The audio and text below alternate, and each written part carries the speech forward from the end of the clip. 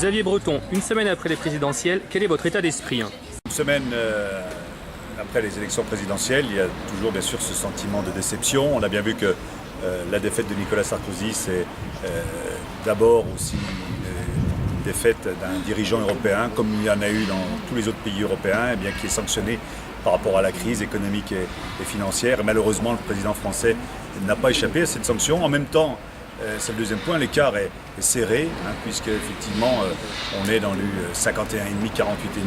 C'est un écart comme on n'avait jamais connu sous la Ve République et qui montre bien qu'il n'y a pas, contrairement à tout ce qu'on pouvait dire, il n'y a pas de vague rose. L'écart est serré au deuxième tour et puis surtout le report des électeurs qui s'étaient portés sur d'autres candidats au premier tour, que ce soit les électeurs de François Bayrou, que ce soit ceux de Nicolas Dupont-Aignan ou les électeurs du Front National, eh bien, se sont reportés majoritairement sur Nicolas Sarkozy. Donc je crois que c'est le deuxième enseignement. Puis le troisième point que je retiendrai, eh bien, je crois qu'il faut que nous repartions dans le combat politique sur nos bases, sur nos convictions. C'est ce qu'a indiqué François Fillon lors de la réunion du groupe parlementaire. Il est important que nous restions fidèles à nos convictions et nos valeurs.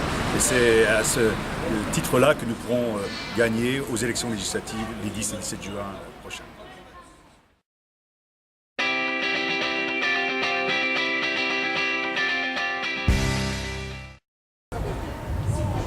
Je voudrais dire ma très grande joie et ma très grande satisfaction d'être aux côtés de Xavier Breton au cours de cette campagne qui débute.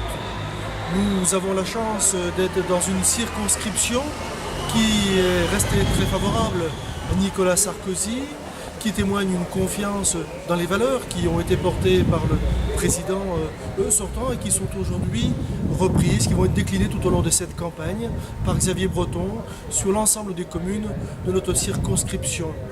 Aujourd'hui, par ce temps ensoleillé, je crois que c'est de bon augure pour lancer une campagne et c'est avec très grand plaisir que je l'accompagnerai pour venir à la rencontre de l'ensemble des habitants.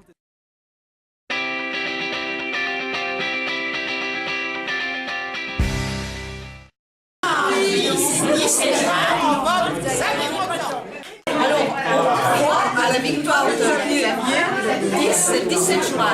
Et on fait